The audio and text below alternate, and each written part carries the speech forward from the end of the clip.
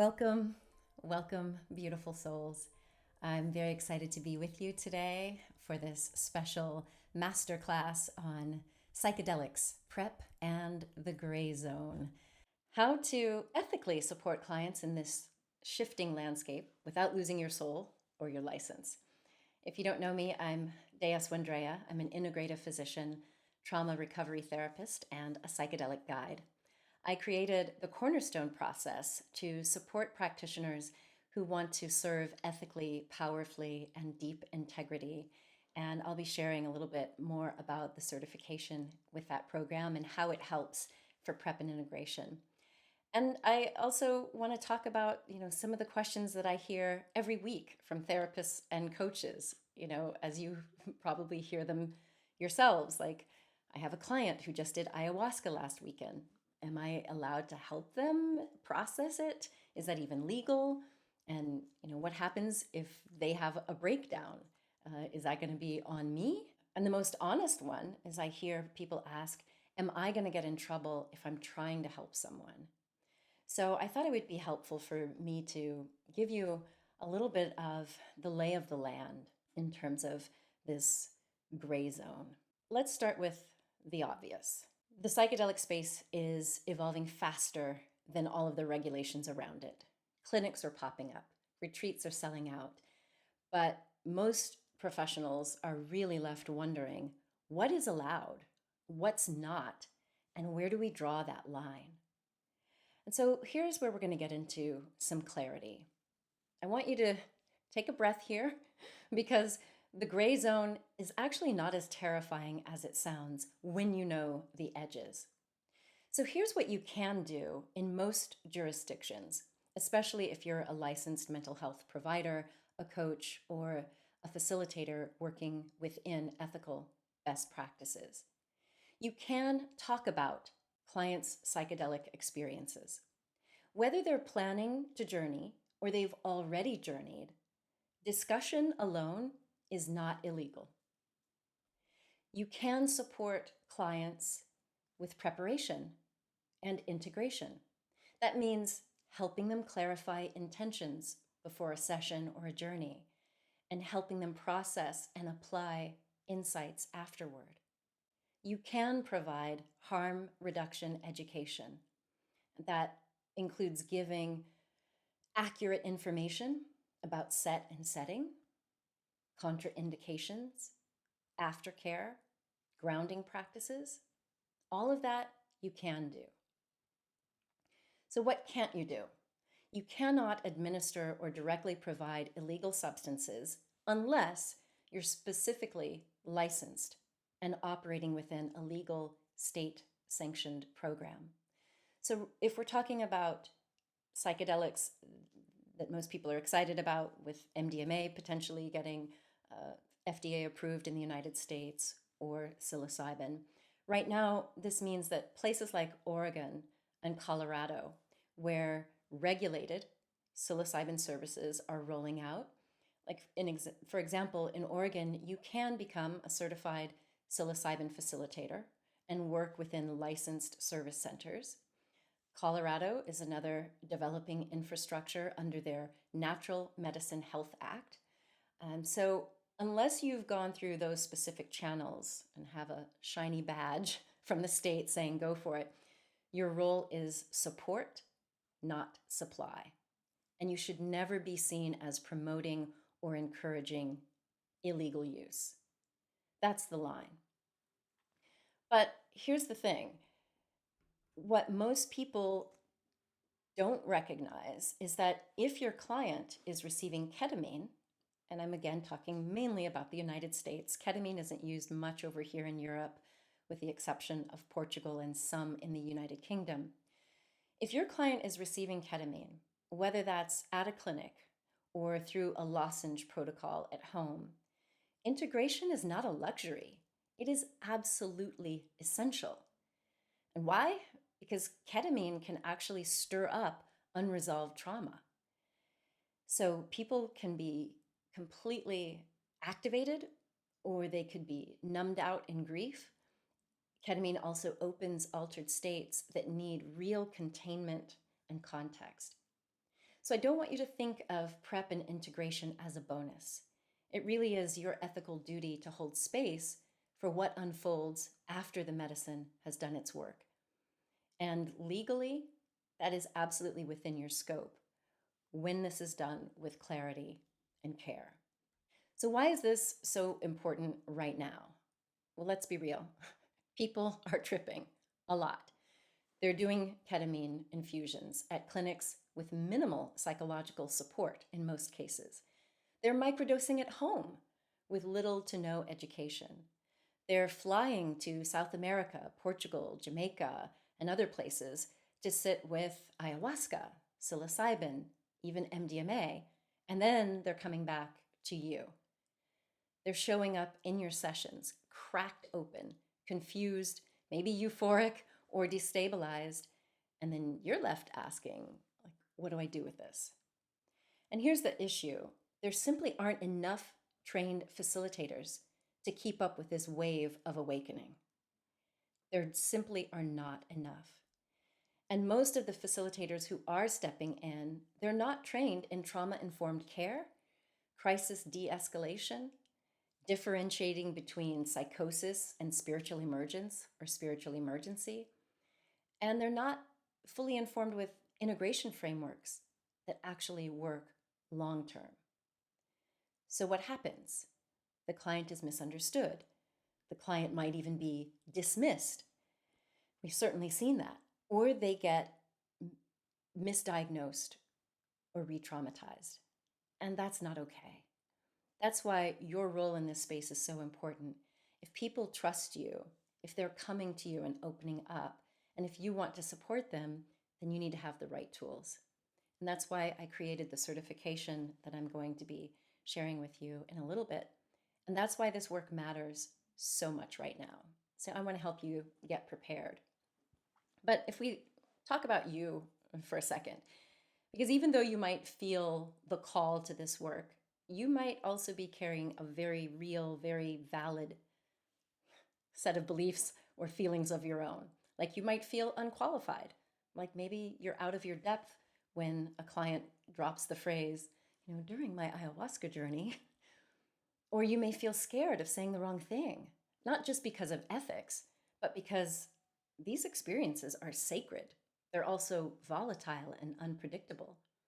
You might be worried about your license, about the board, about the gray area turning black and white if you mess up. And I just want you to know that, of course, fear is not a sign that you're wrong for this work. It's a sign that you care. The fear of overstepping, the discomfort of not knowing, the pressure to hold space and get it just right, these are not weaknesses. These are the sacred discomforts that we all face when we're stepping into a new role with reverence. So of course you want to do it right, and that's why you're here. And that's why this masterclass matters. It's exactly why I built the certification program to guide people like you through the discomfort into clarity, into confidence and ethical service. So you don't have to be afraid of this work, you just have to be trained for it. And I thought I would share one of the questions that came in via email earlier this week, because it's super relevant, especially for folks who are already visible online. And this person asked, is it okay to talk about my own mushroom or ayahuasca journeys online if they happened somewhere legal, like the Netherlands or Peru? Could that freak out a licensing board? Thank you for the question. Yes, you can share your personal experiences as long as you're not promoting illegal use or making it sound that like you're facilitating journeys in places where it's not legal. So if you had a powerful retreat in Holland or sat in ceremony in the Sacred Valley, you could absolutely speak about what it taught you, how it impacted your work, and what you integrated from that experience. But you want to be mindful of tone and context. You're sharing a story, not issuing an invitation. You could mention that it was legal, that you're offering education, and always keep it client-centered, not self-promotional in like the come and get high with me kind of way. And so this is a really great place to lead with transparency and humility. You're not saying that psychedelics are for everyone. You're saying that this was your experience and here's what you learned from it. I think that's a beautiful and totally legitimate way to show up. So I don't know if this resonates with anyone else here or anyone who's navigating how to show up online in this work. We don't know what will happen. I haven't heard of any stories of people sharing of their experience of taking one of these sacred medicines in a legal context. Some people have worried that if you shared that you were being treated for depression, that certain medical boards for physicians or surgeons might raise an eyebrow, but we haven't seen it yet. So those are some of the general recommendations. So getting back, I do believe that you can hold space without crossing lines. You can serve your clients without burning out. And you can guide people with ethical boundaries, spiritual wisdom, and clinical awareness. And one of the ways that I support people in getting that awareness is through one of our courses. It's called The Ultimate Guide to Safe Psychedelic Preparation. This course is available all year long. It's open enrollment. It's affordably priced. There are video modules. There's audio downloads. There's even journal prompts for you to process your own psychedelic prep or integration. We get into the science, the neuroscience of several different compounds, and it's a really great way to deepen your understanding of preparation.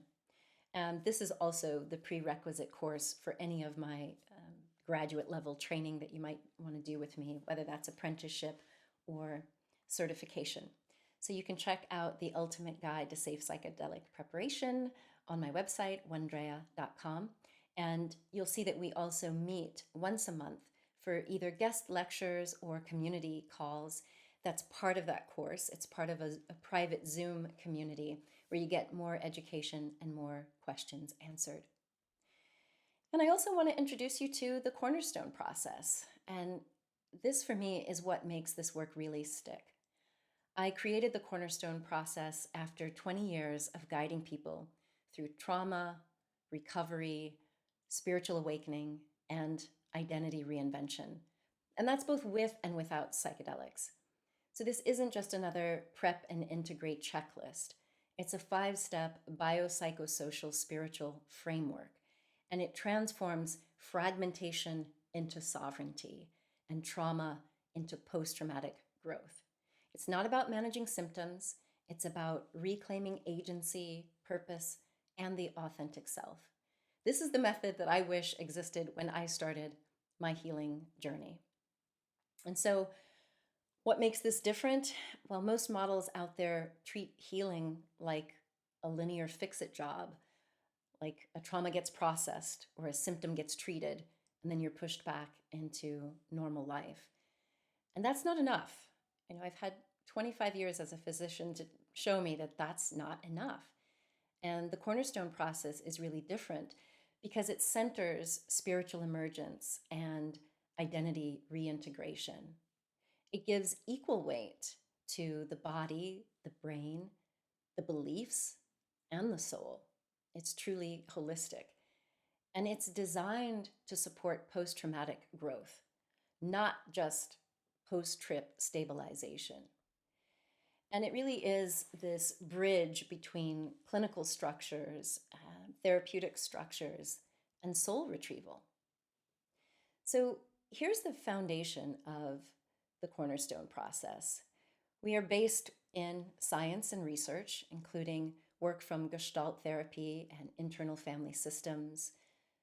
All of the work that I did in addiction medicine 25 years ago is interwoven, and even Eastern spiritual philosophy and contemplative practice.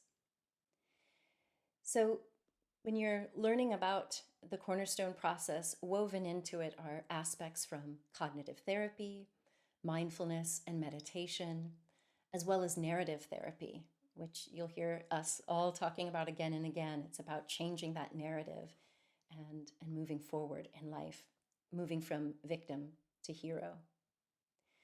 So here's the foundation of the Cornerstone Process. we begin with awareness. This is about helping clients recognize their core wounds, their false identities, and internalized conditioning. Think family history, ACE scores, identity mapping, and parts work. This is also where we are exploring what their intentions are for the healing journey. Acceptance is where healing really starts to kick in with forgiveness work, compassion, releasing shame or guilt. We work with the body, emotions, and the nervous system here. Step 3 is about accountability. It's not about punishment. It's not about power. It's about helping clients reclaim agency and start to build a life that reflects their true values. We use tools like tracking, inner child work, and radical honesty, and then writing a narrative of who they want to step into as their future self, their healed self, the things that they'll be leaving behind after ceremony or after a series of ketamine infusions. Step 4 is inspired action, which is really the sweet spot where purpose and practice meet. Our clients get to architect their lives with intentionality, with rituals, with vision, and with sustainable habits so that these insights and epiphanies stick. Step 5 is appreciation, which is the most underestimated medicine. Gratitude, celebration, and integration of the new identity is where we anchor transformation into everyday life. So the Cornerstone process is really flexible for coaches, therapists, and facilitators to adapt across different scopes of practice. It's not dogma, it's structure. So you'd be able to use this with clients who are recovering from trauma, who are rebuilding after a spiritual emergency, people who want to integrate psychedelic experience, people who are reclaiming lost parts of their identity. So it holds space for science, for soul, and that sacred transformation that really does open up to us with psychedelics. And so let me paint a picture for you. A client returns from an ayahuasca retreat feeling cracked open. You don't want to just talk about, okay, what did you see? You use awareness and acceptance to map what it meant and why it hit them so hard. A client might finish some ketamine sessions, and with the Cornerstone process, you walk them through meaning making, reintegration, and behavioral alignment. Or a client might hit a spiritual wall during their microdosing, and you can guide them back to clarity, not by fixing them, but by helping them reclaim their own inner compass. And this, by the way, is how you avoid burnout, bypassing, and ethical landmines. So practitioners who've already been through this certification say things like, "This gave me a roadmap when all I had was intuition." I've also heard, "I finally feel like I can hold deep spiritual space without dissociating from my clinical brain." And I have many people who say, "I use the Cornerstone process even with clients who haven't touched medicine. It's just good, holistic care." So what I want you to walk away with is an understanding that you can support clients ethically. You can stay in scope and protect your license or your reputation. And you can become the kind of guide that this moment truly, truly needs. So if you're feeling the yes, if your body knows that you're ready for this work, even if your mind is still catching up, then I invite you to join us for the full certification. The Cornerstone process for psychedelic assisted prep and integration includes 5 phases of this prep and integration model in full training modules, both live and pre-recorded. It's got trauma-informed spiritual tools for real-world transformation and identity healing. We cover the legal and ethical clarity that allows you to serve confidently and safely. And you'll be part of a movement of conscious, heart-led professionals stepping into leadership with integrity. So whether you are a therapist, coach, clinician, or sacred rebel ready to evolve your practice, you belong here. You don't need to be in a clinical program to join this certification. So you can apply right away.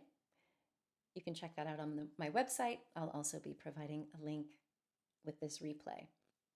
So I really look forward to opening up for questions.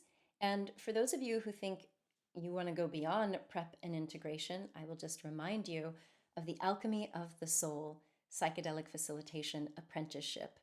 And this is an 8-month program where we go deep into what it takes to actually facilitate these journeys safely, legally, and ethically. And included is an invitation to come on one of our psilocybin truffle retreats in the Netherlands, where it's completely legal. So if you have questions about any of these programs, shoot me an email. I will also be hosting some live Q&A sessions in June of 2025. So these programs start in June and July of this year, and I would love to have you in one of our next cohorts. But here we are on Zoom, and I want to check in with you to see if you have any questions. What has come up as you've heard me share?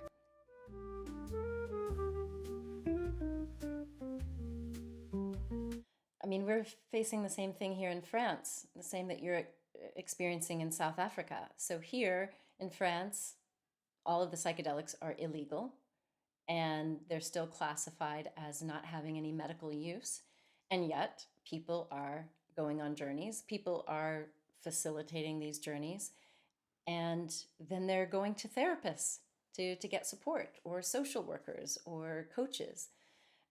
So what I see, what you're explaining is you're just a few years behind in terms of eventually, usually what happens in these cases is there's enough scientific and clinical research done to prove which substances are safe and for which conditions they can be used for. And once people can get behind the science and the safety, then they can usually start looking at legalizing or medicalizing, or doing the decriminalization. And so that could take years. I was part of this initiative here called Psychedelic Care, which has been lobbying to get 1 million signatures from European citizens to submit a petition to the European Commission asking them to legalize psychedelic assisted therapy in Europe, to make it every citizen's right. So that's like a citizens' grassroots initiative. So there's going to have to be some initiative, whether it comes from a university or clinicians who get on the bandwagon and see the potential.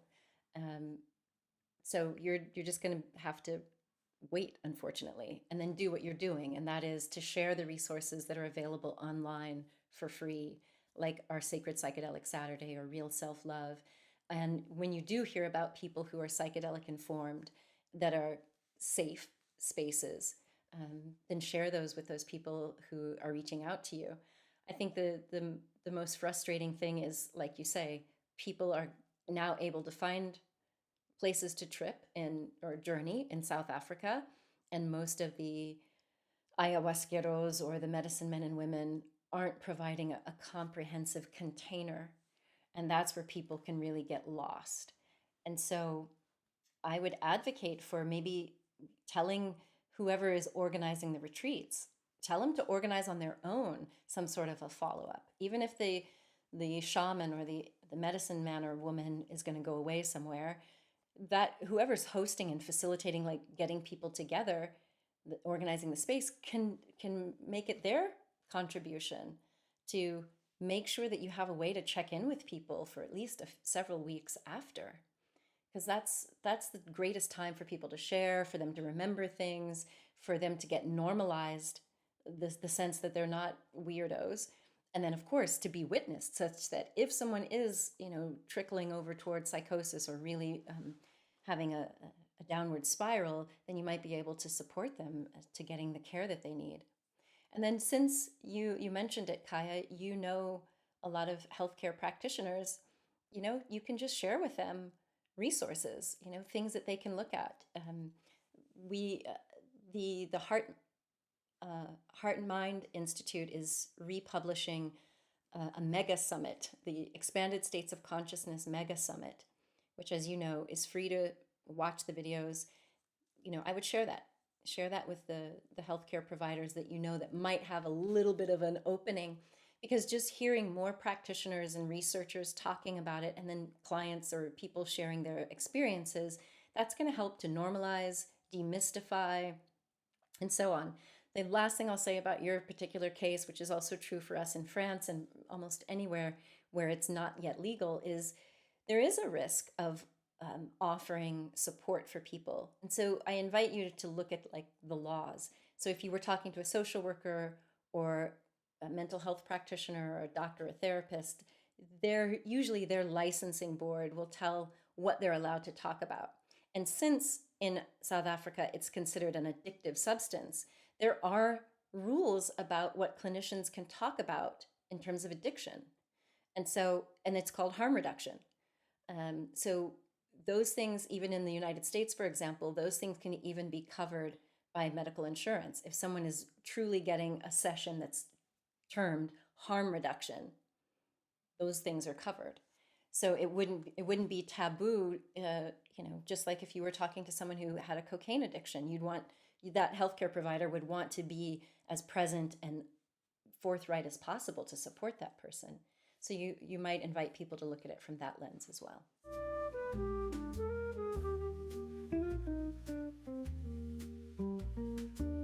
In general, that would just be you providing a friend support.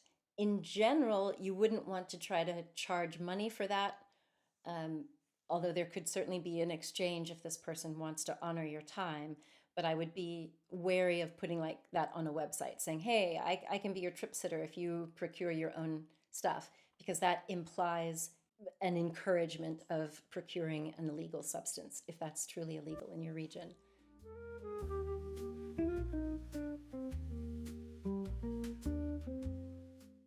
That is 8 weeks.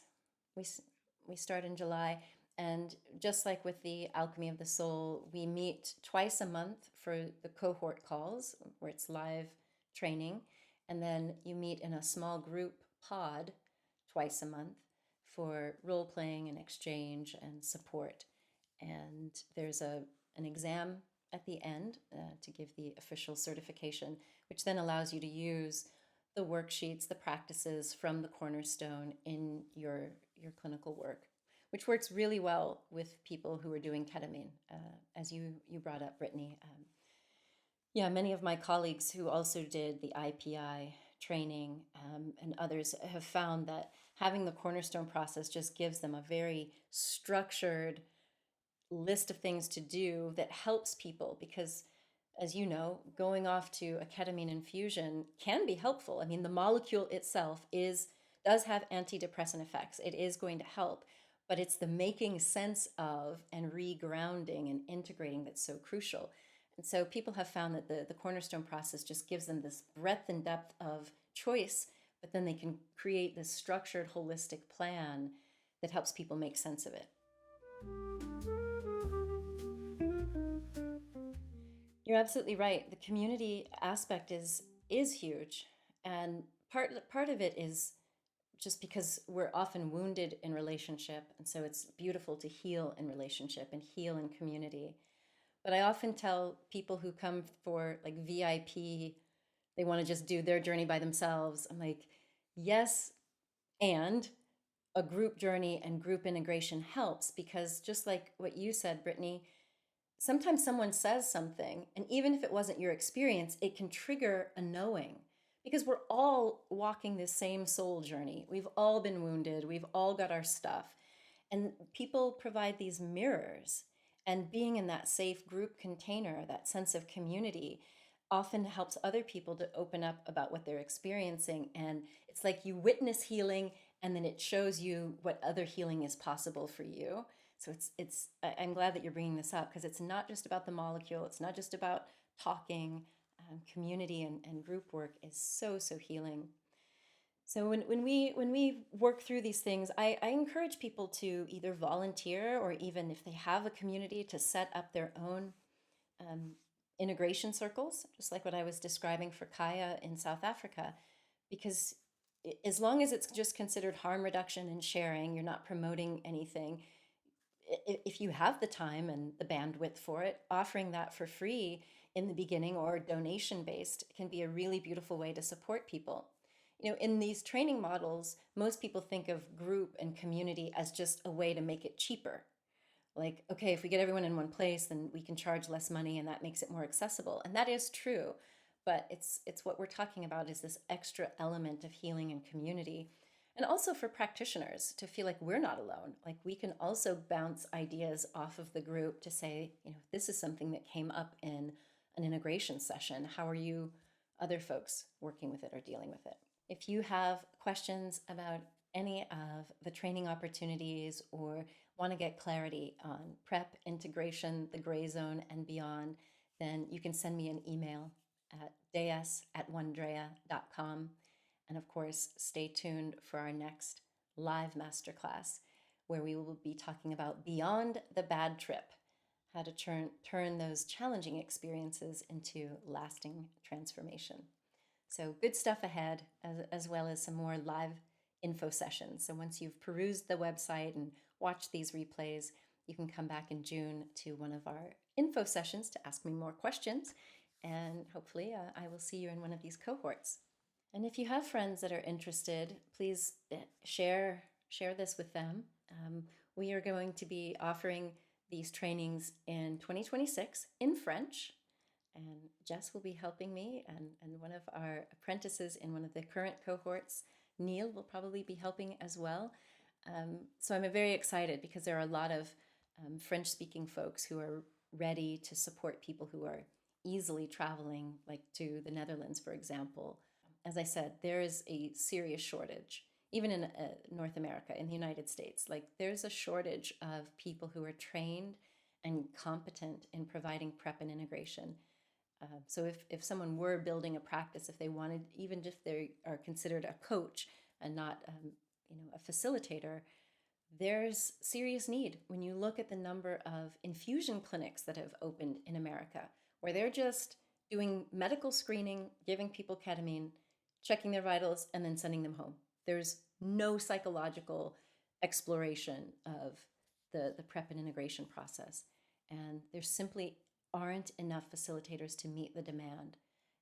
So if this is of interest, please share this with others as well so that we can meet that need. Yes, it is sacred work. I call this soul work.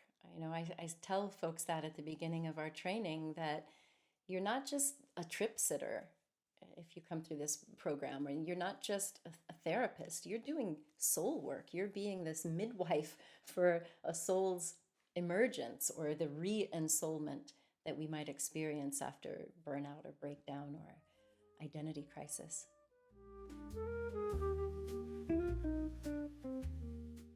And that's another thing that I am providing as well. Our past cohorts are open to join a supervision program so that they can run difficult cases by me or medical questions if they have them, which is super important because most of the big training programs, you can't go back and ask the guest lecturers any questions.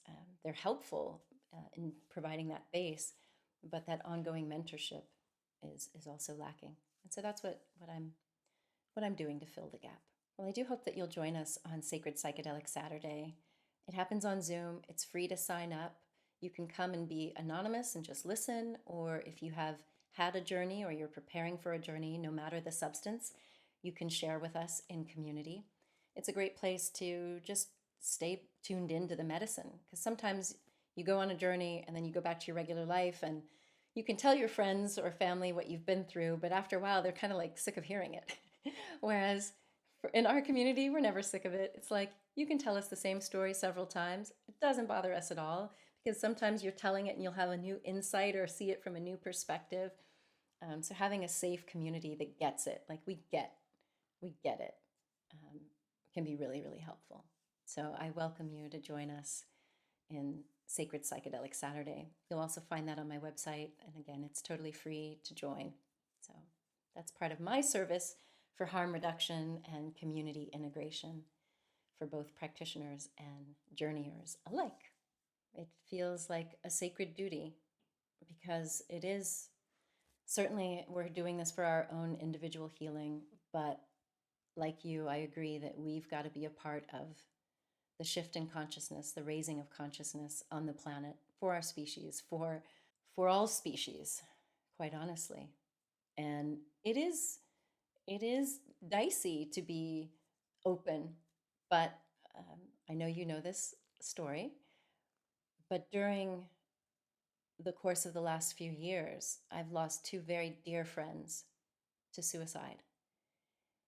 These were two healthcare providers who deeply impacted my work and helped me really step into deeper layers of acceptance.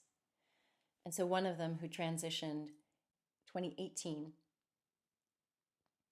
it just rocked my world, mainly because I understood that this person had depression, but I didn't really open up about my depression. I didn't share what I was going through in terms of my own healing journey.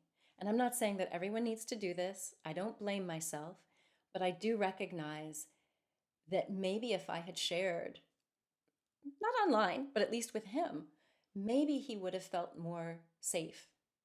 Or maybe I could have shared just something as simple as ketamine, which is legal in the United States. Ketamine helps cut suicidality. So for someone struggling, they can get to an emergency department and get stabilized, which can buy you time, quite honestly. That can give you a buffer where someone feels better enough to get plugged in to the right therapist or care group or psychiatrist. And that same experience was after I'd had my first ayahuasca journeys and later my mushroom journeys. And I decided to stop being silent. And I shared a little bit on YouTube about my journey and then opened up. And then during the COVID pandemic, another very dear friend was struggling with anxiety and was prescribed a benzodiazepine that did not react well with her system, and it sent her into a terrible spiral. And that spiral ended up creating the perfect conditions for suicidality. And when she died by suicide, once again, I was, I just crumbled, to be honest. And it was once again this call for me to share my experiences, what I've been through, and what's worked. Not as an evangelist, because psychedelics are not for everyone. They're not a magic bullet. They don't solve every single problem, but they can be significant supports. They can be transformational. And having a background in journalism and education, I wanted to start sharing my story, but also teaching. And I thank you for the recognition. Um, but it definitely comes from a place of not wanting people to go through the most horrendous things that we humans can suffer with. Well, once again, I thank you so much for tuning in to this masterclass. I hope that you've learned something. And again, if you have questions, shoot me an email. Otherwise, I will see you in one of our upcoming sessions. Sending you so much love from the south of France and praying for you every day. I'll see you next time. Take good care, everyone.